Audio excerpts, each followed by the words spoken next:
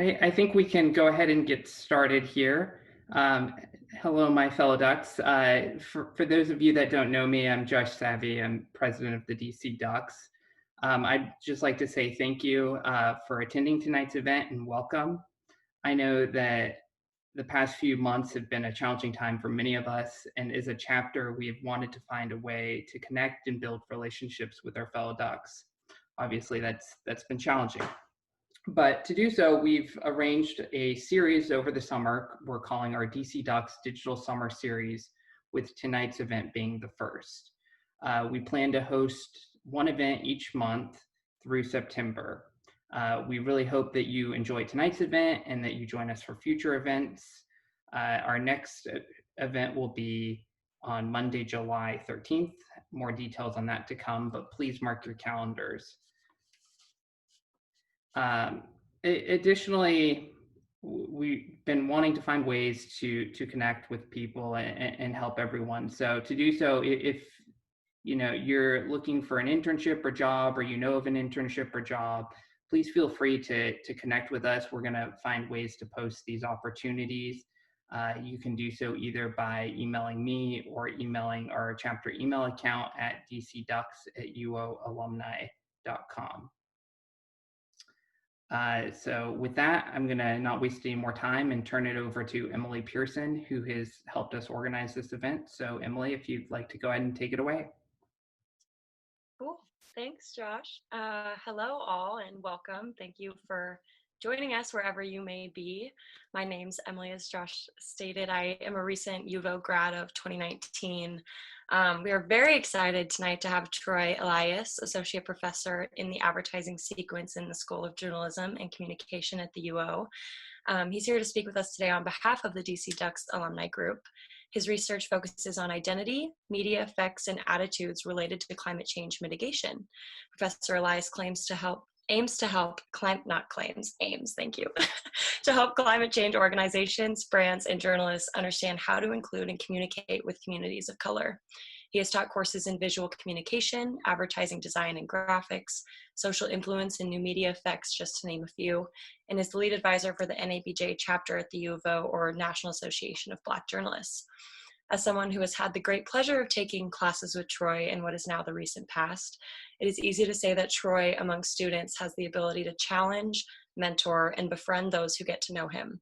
There is no doubt in my mind that students who enter his classroom leave with a broader passion for this industry and with eagerness to push conversation and boundaries within the ad world.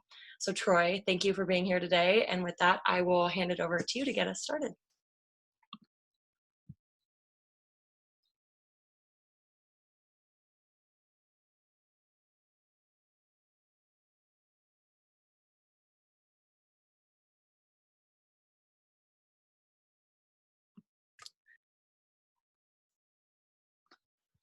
All right. So it's all downhill from here. That was a hell of an introduction, so thank you very much for that. As Emily mentioned, my name is Dr. Troy Elias. I go by Troy. I am an associate professor in the advertising sequence in the SOJC, and this is my 6th year at the University of Oregon, which is amazing to me. The time has really flown. I've had the benefit of working with some truly fantastic students like Emily and some amazing sort of colleagues, right? And so I definitely want to say thank you to the DC Ducks for having me in today for their first presentation in their DC series. It's truly a privilege to be able to present and have this platform. So my work focuses on identity. And when I talk about identity, I usually approach it in very broad sort of ways. So for instance, I've looked at the impact that the race and ethnicity of a product endorser has on our attitudes towards a product. I've examined religiosity and the impact that religion, when included in ads for political candidates, has on our evaluation of those candidates when they are in support of or denigrating same-sex marriage. I've also looked at heterosexuals' attitudes towards sexual minorities and their expressed willingness or likelihood to engage in microaggressions against these individuals if they are of a same or different race. So I've done a number of different things related to identity.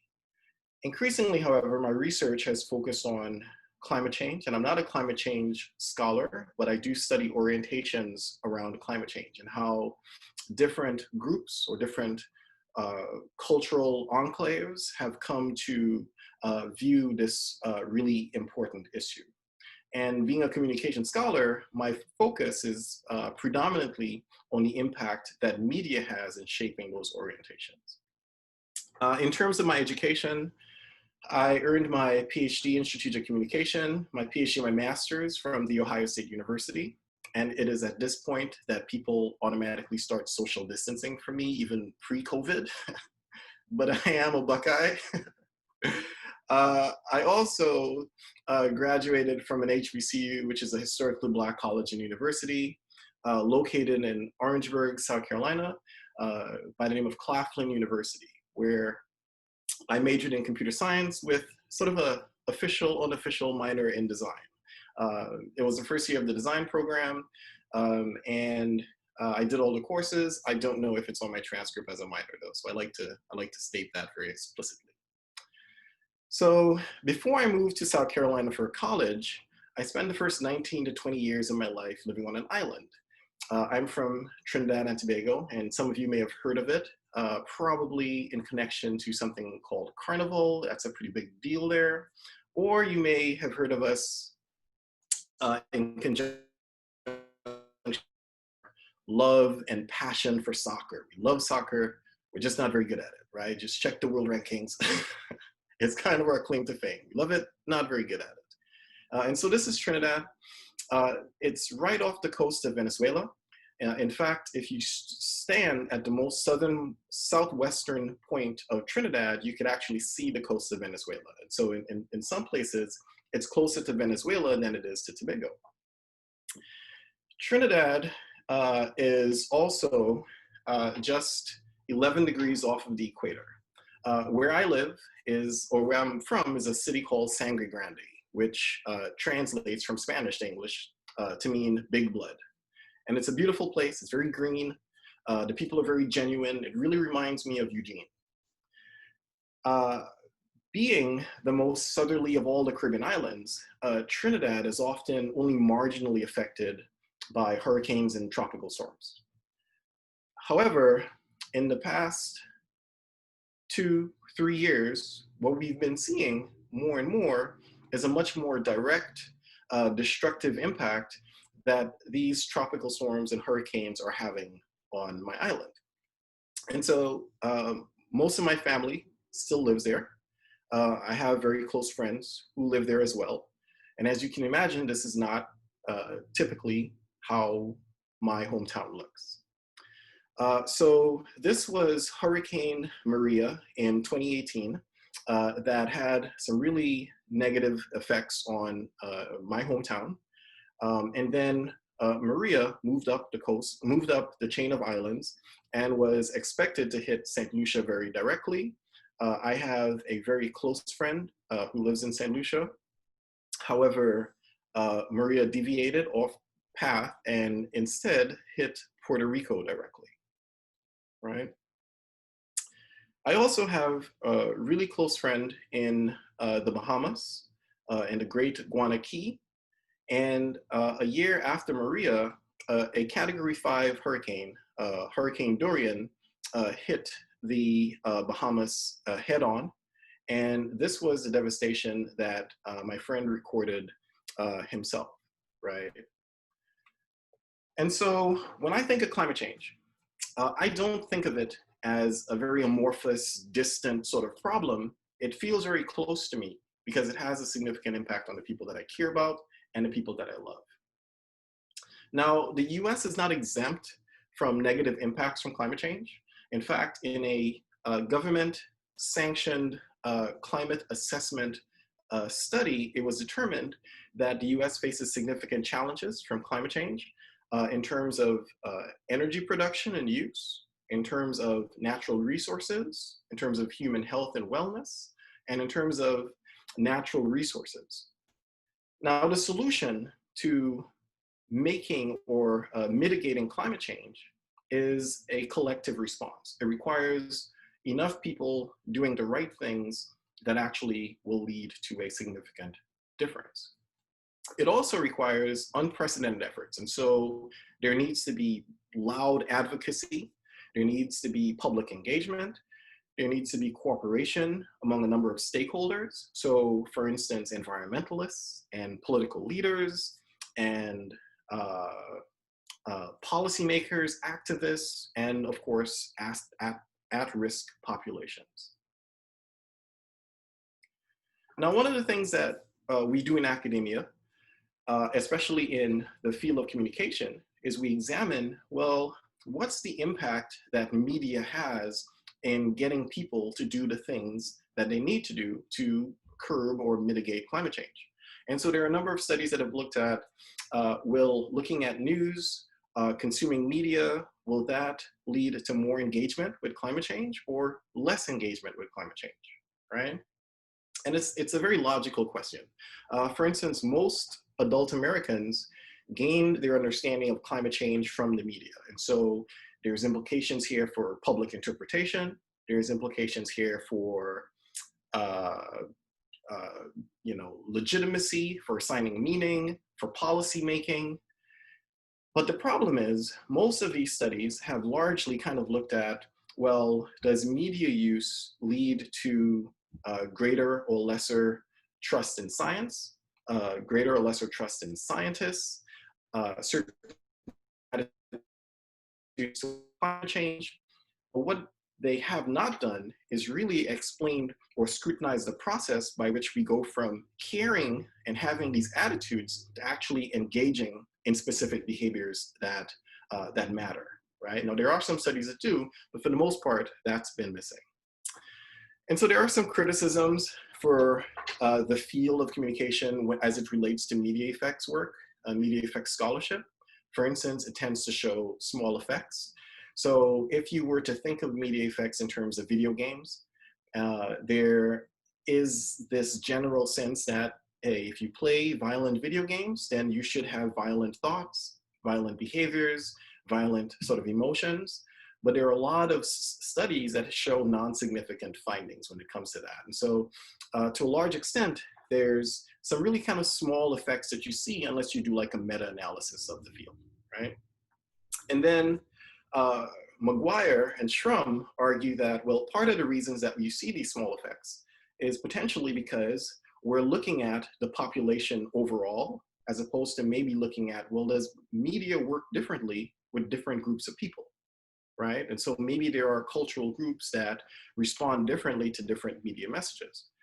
And then also focusing on media's direct effects. So there's a very simplistic notion in the 1960s, and to some extent 40s and 50s, that if you were exposed to a media message, you were automatically influenced by that message. But we know that humans are much more complex than that.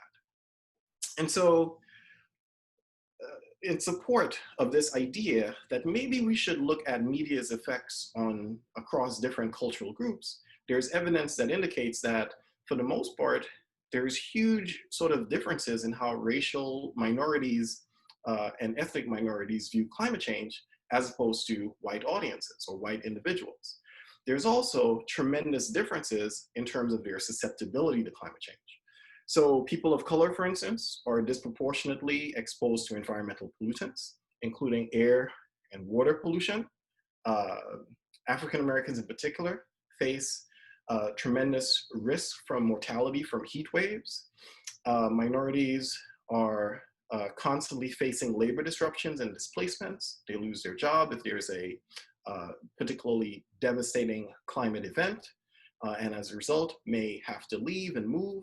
And then there's an inability to recover financially as quickly. Now, when we talk about race and ethnicity, it's really important to understand what exactly we mean. So for instance, race and ethnicity are both social constructs, right? There is no formal biological science that supports the notion of race or supports the notion of ethnicity. But there are certain realities, certain political and social consequences based on the race that you have been ascribed. And so when we talk about race, we're talking about phenotypical or physical noticeable characteristics that you may have. For instance, the fineness or the coarseness of your hair, the color of your skin, the color of your eyes, the size of your lips and nose, shape or roundness of your eyes, things of that nature. Those are examples of race. In the US, we have 6 officially recognized racial categories. So the US Census recognizes 6 different sort of segments of race or categories of race. You can be white or European American, Black or African American, Native American and Alaskan Native, Asian American, Native Hawaiian, other Pacific Islander, or you could be of 2 or more races or some other race. And then there's also ethnicity. And when we talk about ethnicity, we're also talking about a social construct, but one that's socially sort of ascribed, but also self-claimed. And it's based on cultural characteristics and cultural traditions, things like language and customs, ways in which we communicate, nationality, and I may have said language already. And so my ethnicity, having grown up in the Caribbean, is West Indian, right? I'm a Caribbean person. But my race is Black. I'm not African American, but I am Black. But my ethnicity is West Indian, as opposed to being American or West African or East African or something else, right? And so those are what those terms mean. But it is really important to remember that when we talk about race and we talk about ethnicity, we're not talking about default categories that by some form of our genes or something lead us to act in specific ways. There are just certain cultural and political consequences that arise out of being classified or categorized as some of these categories. Now, going back to the 1980s, Taylor argued that it's really important to fight climate change. And if we're fighting and battling or combating climate change, we really need to create coalitions. And one of the most important coalitions that we could reach out to are racial and ethnic minorities. They're highly susceptible to climate change. They have certain attitudes towards it, and they're likely to buy in and support environmental policymaking. But this hasn't happened. That amount of outreach has not occurred, and there are some sort of conventional wisdom factors that have shaped this lack of outreach and lack of inclusion in the conversation around climate change. So, for instance, and there are both empirical sort of evidence to support this, as well as anecdotal. Case in point, in 2018.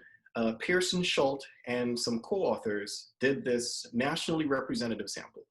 And what they set out to find out was, how do people view the environmental concerns of others, especially those that are low income or those that are minorities?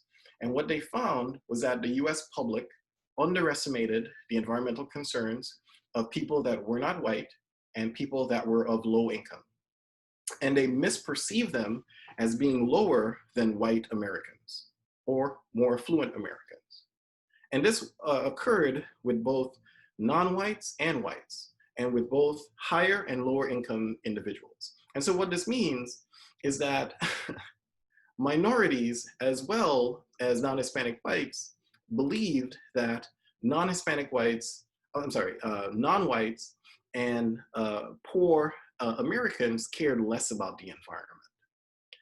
So to kind of give you the anecdotal evidence of this, right?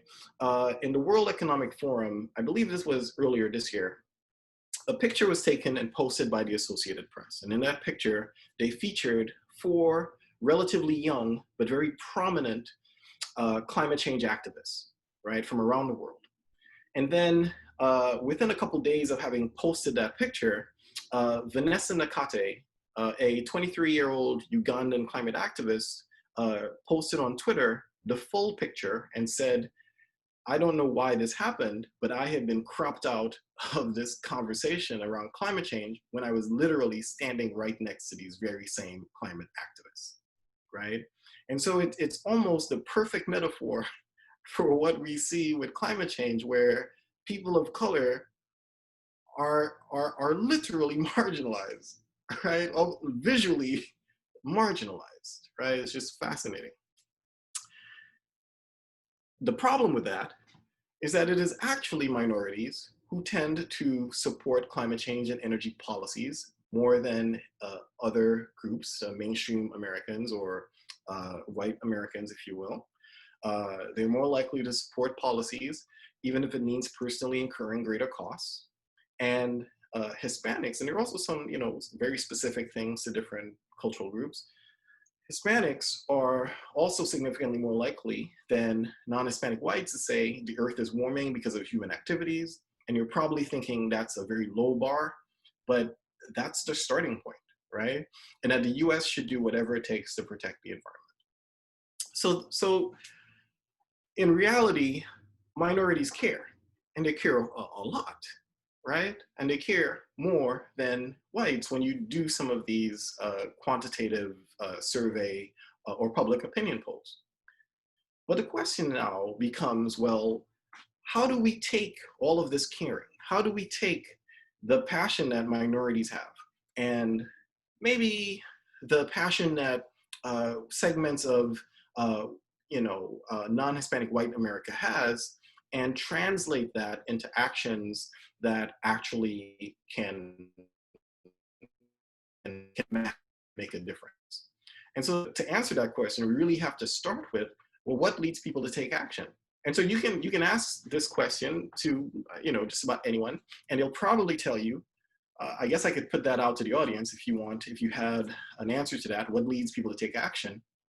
But in the interest of time, I'll just say, right, you probably will automatically think, well, if you know better, you do better, right? Does that make sense? Would you say that's accurate? Now, I ask my students this all the time, and so this may be a completely different group. You're very sophisticated, very intelligent, beautiful people. My students are as well, but you might respond completely differently. So it would be at this point that I would ask everyone to kind of close your eyes. If you would please indulge me, just close your eyes. All right, how many of you know that flossing is good for you and you should floss every night? If you do, raise your hand. Wonderful, wonderful. Now, how many of you floss every single night? All right, you can put your hands down, you can open your eyes now. And so you get a sense of the problem here, right? And this is known as the deficit model, where knowing doesn't automatically lead to actual behaviors, right? There's a problem there. There's a disconnect. But there is a social psych theory that argues that there are some things that we know that can actually lead to behavior change. And that theory argues, it's called a theory of planned behavior, and it's what this first study is about. And I have two studies, and I'll just try to run through them as quickly and as efficiently as I can. The first argument is that attitudes are basically that attitudes are great, but they don't always lead to behavior change. They don't always lead us to do the things that we want to do. In fact, what's a better predictor of us engaging in a behavior is our intent or our intentions to do certain things. So if I intend to stop smoking, it's a better indicator of my willingness to stop smoking than my attitudes towards stop smoking, right? In order to get to our intentions, there are three things that Isaac Asian in 1991 argued determines our intentions.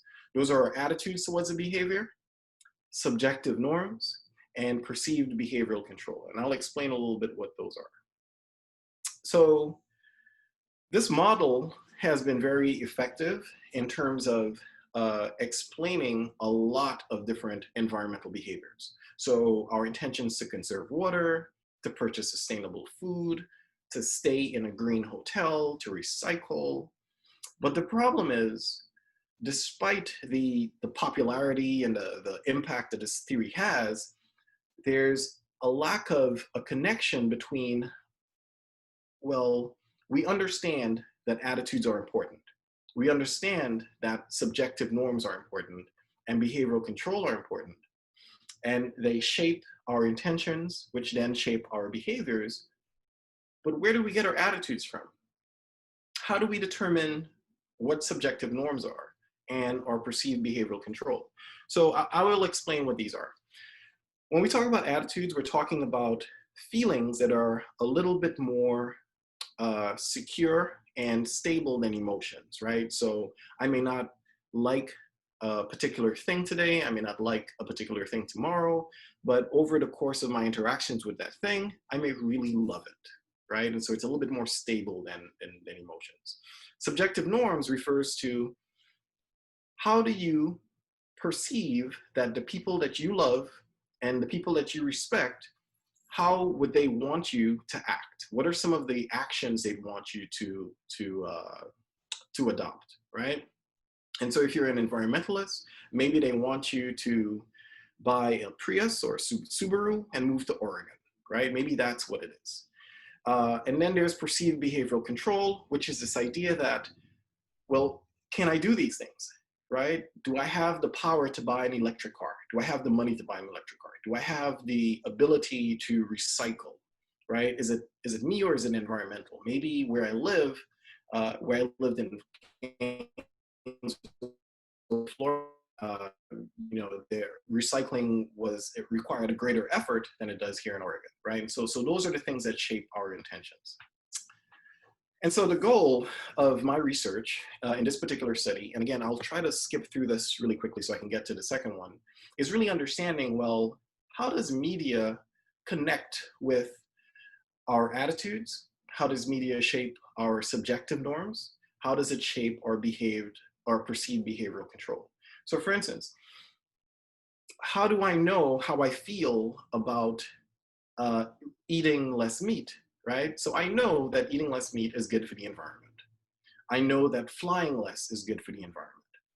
And so I have a certain attitude towards that, which I think flying less is great. I would love to fly less. I have a 2-week-old baby. That sounds wonderful to me, right? Of course, in the time of COVID, flying is not really a concern. But eating meat, right? That's something I can do. And so, but what shapes my attitude? Subjective norms. How exactly do I know how the people I love and respect want me to act relative to the environment? Where do I get that information from? And the idea behind this study is we get that information from the media, right? How do I know what my abilities are? How do I know if I'm capable of defeating climate change or reducing my carbon footprint or something to that effect? A lot of that is shaped by the information that I get in the media. And so the purpose of this study is really to examine what type of media has an effect on attitudes, subjective norms, and perceived behavioral control. You also with me? Does that make sense? Okay, great. So in today's very sort of complex media environment, we know that you have a number of different options in terms of media. In this particular study, I'm really focused on news media. And one of the things that the research has shown is that if you consume liberal and nonpartisan news, then you're going to get content that's much more congruent with scientific consensus, right? If, however, you consume news from more conservative outlets like Fox News, then there is a tendency to emphasize anti-environmental positions, such as questioning, well, does climate change actually exist? And not surprisingly, the media that we consume, non-conservative media, so liberal and nonpartisan, leads to less skeptical attitudes around climate change and more expressed environmental concern, and conversely, consuming conservative news leads to much more sort of skepticism and less concerns about climate change. And so it's just really straightforward. If you consume more liberal and nonpartisan news, then the assumption is that, or it's anticipated that you will have more positive environmental attitudes. And if you consume conservative news, then you'll have more negative environmental attitudes. And so these are sort of the hypotheses that I kind of looked at. The same argument applies to subjective norms. When we look at the content that liberal news tends to have versus conservative news, there tends to be a lower portion of climate change skeptics in nonpartisan and liberal news as opposed to conservative news. As such, if I'm watching a lot of liberal or nonpartisan news, then I may get the impression that the people that I look up to, the people that I respect, are also watching this news, and they may want me to hold a more pro-environmental attitude. As opposed to if I'm watching conservative news and there's more skepticism there, I may be inclined to believe that the people that I look up to probably want me to question this notion of climate change with more detail, right, to a greater degree. And basically that's what was hypothesized as well, right? More liberal or nonpartisan news will lead to more subjective norms. Conservative news would lead to negative subjective norms. And the same is true or expected for efficacy. So with perceived behavioral control, there is a sense of efficacy, knowing that, hey, if I do this thing, I can succeed at it. That shapes how long we struggle with it, how long we endure, the amount of effort that we exert. And so if there's a news outlet that's saying, hey, if we fight this thing, if we do enough, if we stop eating meat, if we purchase an electric car, if you buy LED lights, if you, use a speed rail, then you're going to have a significant impact on the environment. If a conservative media says the opposite, then maybe you start doubting your sense of efficacy. Okay. And then going back to what we initially argued, there's a need to examine sort of the indirect effects, and we'll talk a little bit about that. So that's what these are hypothesizing. And then finally, we get to this notion of race, right? And race is really important and has been really important for some time as it relates to environmental studies. Although in sort of the early days of public opinion polls related to race, it was determined that the people that were least environmentally concerned were those that were Black, those that were poor, and those with only a grade school education. And so it was believed that for you to have environmental concern, then you were probably affluent, you were white, and you were well educated, and you lived in the suburbs, right? Today, what we found, again, is that for the most part, African Americans, Latinx, Asian Americans, their environmental attitudes and concerns are either on par with non-Hispanic whites or surpass them. And so we wanted to take a look at it during using this sample. Do those previous findings hold up? Will minorities have a more positive attitude towards the environment than non-Hispanic whites? And then also, where exactly do those attitudes come from, and how can they be shaped? What are some of the media factors that shape the differences between racial and ethnic groups' environmental orientations, right? All right. And so basically this is the proposed model, right? It's in academic terms, mediated moderated model.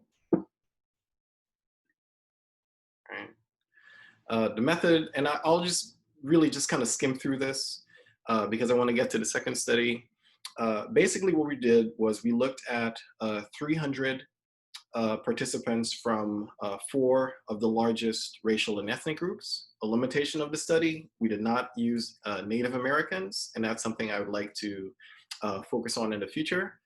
I would also argue a limitation of the study. and of many such studies is this monolithic lumping of people who are from different parts of Latin America who identify as being Hispanic. I think that's inherently problematic, and in the future I'd like to do a little bit more teasing apart some of the effects for these specific groups. But in general, this was a sample. It skewed a little bit more heavily female. The way in which we codified or operationalized race was consistent with the US Census. And so you could be Hispanic but belong to any racial category. But if you indicate that you were non-Hispanic, then you self-categorize or self-identified as one specific sort of race. And that's what we used. All right. So some of the key findings, we found positive correlations as predicted between liberal or non-conservative, liberal or partisan or non-conservative media, and attitudes, subjective norms, and perceived behavioral control, which shows that if you are consuming more or less conservative media, then you're going to have more favorable environmental attitudes, more favorable or greater degree of subjective norms related to environmental activities or actions, and perceived behavioral control relative to environmental issues. The results also show that conservative news consumption leads to less favorable environmental attitudes and lower levels of perceived behavioral control. There was no effect for subjective norms. We also find, similar to other studies of theory of planned behavior, that attitudes, subjective norms, and perceived behavioral control were significantly and positively associated with intentions, right? And then there were also indirect relationships such that non-conservative media use was associated with all three of our TPB measures, and then they translated into greater intentions to engage in environmental behaviors. So in terms of the novelty, here's what we found that was really interesting. Minorities did actually hold more environmentally friendly positions. So much like previous studies have indicated, racial and ethnic minorities tend to have more favorable attitude towards the environment, more favorable subjective norms regarding environmental behaviors, and perceived behavioral control relative to environmental issues. We also found that Asian Americans differed significantly in a more favorable way than whites across those three measures. Hispanic and whites differed only on environmental attitudes, and there were no differences between African Americans and whites on any of our measures. And so African Americans and whites were pretty similar in terms of how they provided their attitudes. Right? We also found what's known as evidence of what's known as mainstreaming. And what mainstreaming is essentially, if you're a heavy consumer of ideological media, then what should happen is, if you're a group that has divergent attitudes or behaviors or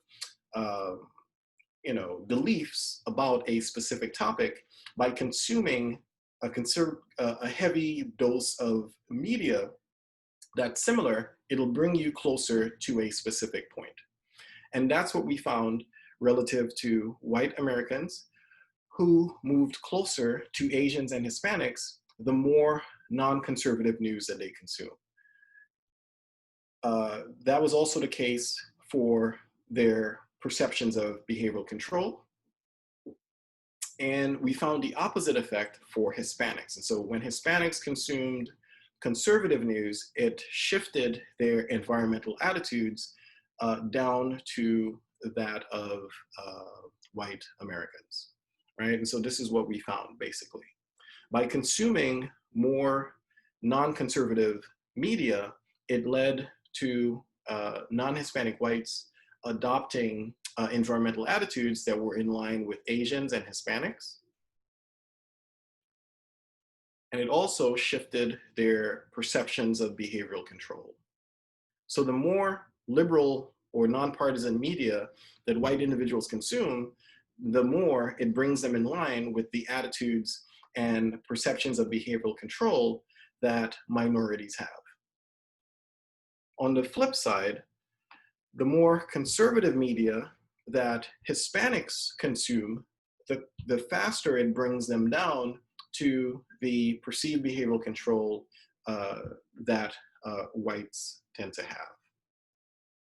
And so those are the results for the first study, and I'll be happy to talk more about it. And just in the interest of time, I just want to quickly get to the second study. The second study is a little bit more based on advertising, and it came about after reading this article about the work of a gentleman who was a creative director, I believe, at Interbrand. His name was Sylvan Boyer. And he proposed this idea that what if we did something through our branding that had an environmental sort of impact? And I thought this is really sort of interesting. And so he coined the term eco-branding. And eco-branding essentially has to do with using less ink in the printing and the branding that we engage in. Now, this is particularly important or significant as it relates to the environment, because printing ink tends to have some pretty dangerous chemicals in them. There's lead, there's mercury, there's chromium, and cadmium. And what they do is they don't affect you directly in terms of your hand, but once they're placed in a landfill, they seep into the land and into the water, that people end up drinking. Now, there's also a fiscally beneficial sort of driving force behind eco-branding as well. So in terms of printing, if you print a single logo on a mug, relatively inexpensive. It doesn't cost the brand a whole lot of money. But if you're printing that logo on 1 billion cups or bottles or paper plates or bags or what have you, for brands like Nike and Apple and Coca-Cola, then it not only significantly increases the amount of ink, but it also reduces the expense. So one of the, I actually can't say this, but I assume one of the least known sort of factoids around printing is that printing ink is very expensive. In fact, it's more expensive than if you were to try to print with Chanel No. 5 or like a very expensive cologne, right? Printing ink costs $4,300 per liter, right? That's tremendously expensive. And so if you were to engage in eco-branding, which is to use smaller surfaces to print, and then to adopt fonts and typefaces that require less ink for printing, you may have a solution that's both environmentally sustainable and also fiscally responsible. The problem is printing ink serves a significant purpose in terms of branding and in terms of attracting attention as people walk down or walk through the grocery aisle, right? The reason that we use these bright cadmium yellows and blues and reds is because we want to attract attention to shoppers, right?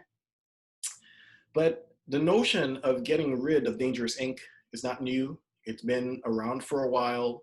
In the 1990s, people were getting rid of blues and reds and yellows and things of that nature. But I wanted to examine this novel idea because it had not yet been politicized. And so when we think of things that are politicized, and we think of, you know, this notion of eco-branding, you may say to yourself, well, this seems pretty benign. It would probably not be that problematic. You could probably imagine everyone kind of getting behind it. You would probably also say that same thing about wearing a mask, right? You would think that this is the most basic thing that could help save your life and the lives of the people you care about. But the minute it becomes politicized, it becomes a problem. So I wanted to test this idea out before it got into the realm of the public consciousness. So how will our three, I believe, I'm not sure if I include the Asians in here, but I'll take a look, Asian Americans in here. But how will America's racial and ethnic groups respond to this notion of eco-branding? What are their pro-environmental attitudes? Are they different from each other? Their behaviors, are they different from each other? green purchasing behaviors, and pro-environmental identity. And I'll tell you why these are all important. So the US is currently constructed with 62% of the population are non-Hispanic whites, and they will always be the largest racial group in the US. But by 2040 and 2042, it's expected that minorities will make up the largest overall demographic in the United States. And so what that means is we need to really sort of understand, well, what are the pro-environmental identities of our audiences today? What are their attitudes? What are their behaviors, in order to really start communicating in terms of, or in ways that resonate with them culturally. And so that's kind of the genesis of the idea. And so again, similarly, 300 participants from each of the 4 major, I should say Latinx, racial and ethnic groups in the US were utilized. This is what they were told. They were shown an example of eco-branding, and an explanation was given to them, so they were able to read it. And then I essentially asked them about their attitudes. And what we found was fantastic. There were no significant differences. They all seemed to be on board, all seemed interested in supporting brands that were doing this really unique branding and sustainable process.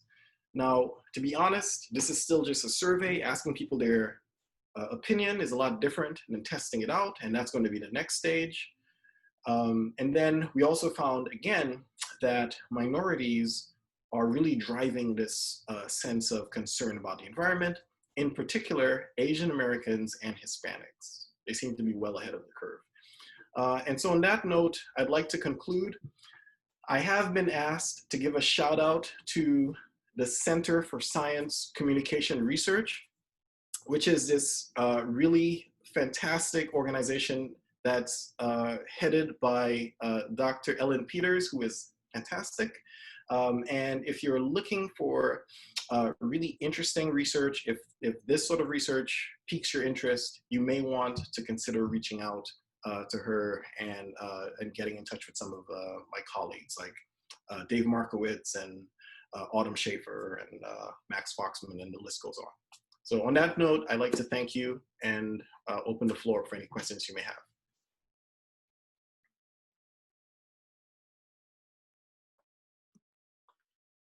I can hear everyone clapping through their digital screens.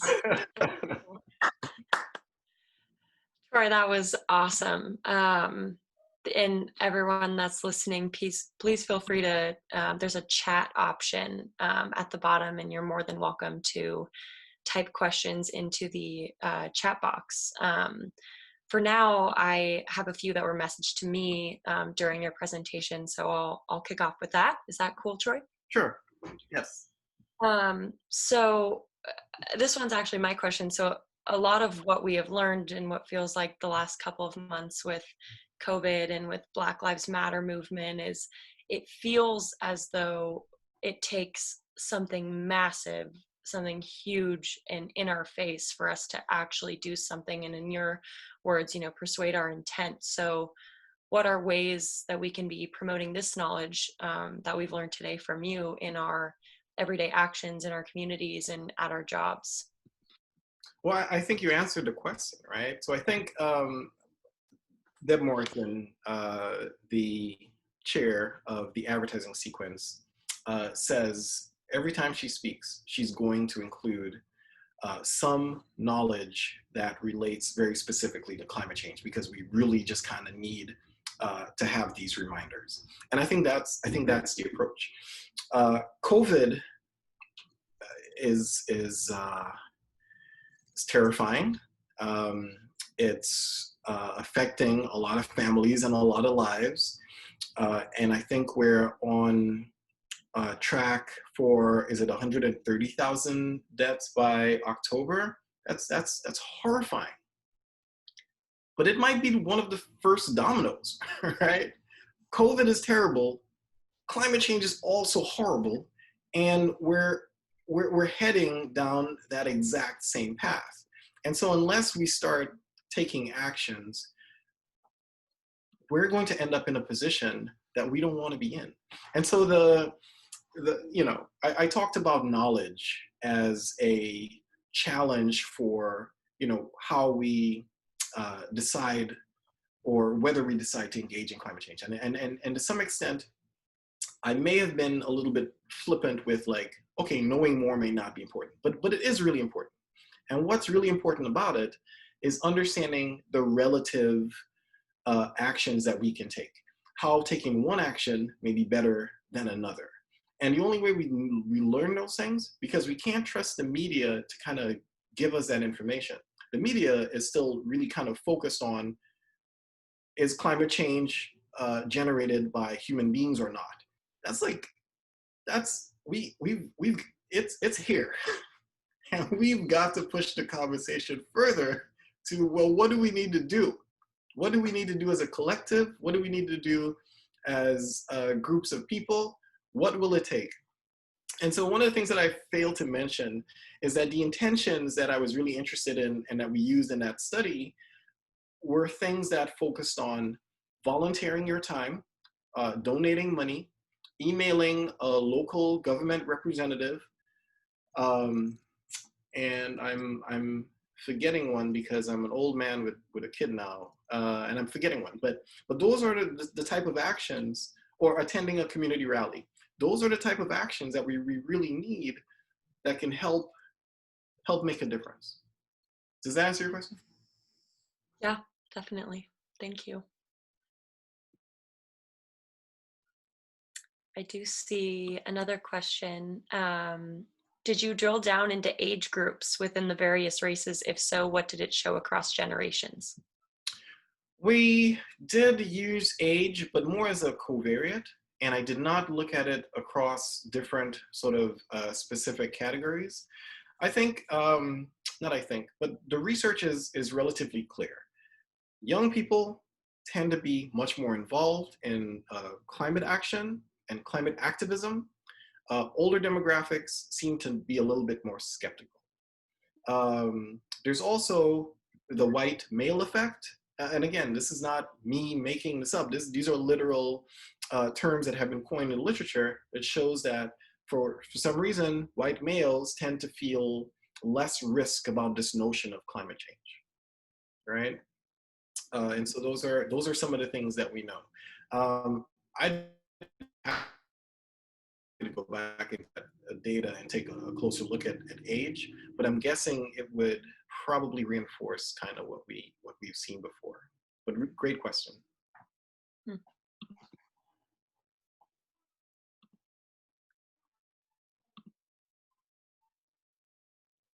So I have some questions for you all. Yeah. Can we do that? Is that okay? Sure. So my question is, let's see. Let me see if I can remember it. What has a, dang, I forgot my question. I'm so old. I'm so sorry. It's also after. What has a better impact on the environment? Carpooling or purchasing electric cars? And you can type your answers in the chat.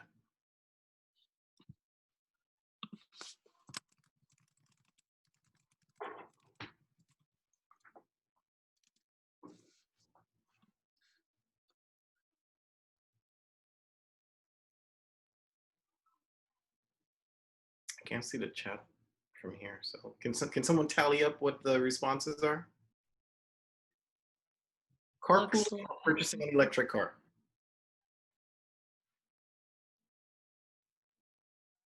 Looks like we have more people saying carpool. Yeah, that's incorrect. It's actually purchasing an electric car. Interesting. What has a better effect on the environment? Composting or wasting less food?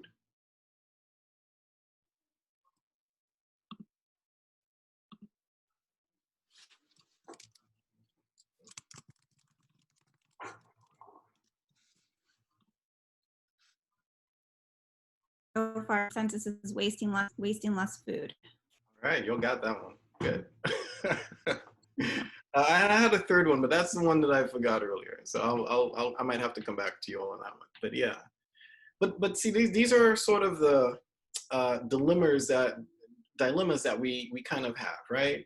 The conversations around climate change are great, but they need to take us further to understand, well, what are the relative actions that are needed? What actually makes a difference relative to some other sort of behavior? And that's what I'm here to advocate for, as well as to include people of color in these conversations. So for people that just want to learn more on the topic or read more about your research, what are some good resources that you would direct people to? So that's a great question. Again, I would say the Center for Science and Research Communication, they're putting together a nice little website where you can get articles from all of us who are associates on there. If you're interested, honestly, in 2020, it's hard to not find information, right? It's hard to not find the content that you need. The challenge, I would say, is that scientists write like scientists. And so if you read my research article, I would say maybe to the average layperson, the introduction, the lit review, and the discussion might make sense, but the middle part might just sound like magic. Like, what is this? Numbers and, and I'm not trying to say that the layperson is incapable of understanding these things, but it's just, we're just trained to write in a very academic way, right? And then you have the journalists that cover these things that aren't trained to necessarily take that information because they're not scientists, they're not social scientists or behavioral scientists. So that creates a little bit of a problem. But in terms of where you can go to find that research, what I typically do, and I see my guy Daniel on here too. Typically, what you do is you'll read an article, and down at the bottom of that article, there's a reference section, and it usually has like, here, this is the name of some articles that have been cited, and I just follow that trail until I've kind of maxed out. Like that I have embraced. And I'd be happy to share more of my research with you if you'd like me to. Did that help? Did that answer? Yeah, absolutely. Thank you. Yeah.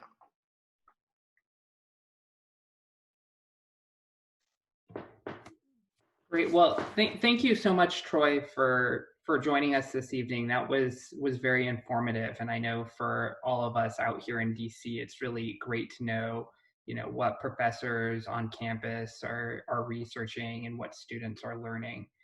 So really appreciate you taking the time. And I just like to say to you and to all of our attendees, we're very sorry about the brief interruption there. And this is certainly a learning process of how to do virtual events, and we'll be working to figure out better protections in the future. We'll also be sending out this presentation. It's been recorded, and that interruption will be edited out for anyone that would like to take a look back at your presentation. So thanks again. Thanks to the DC Ducks community for coming out.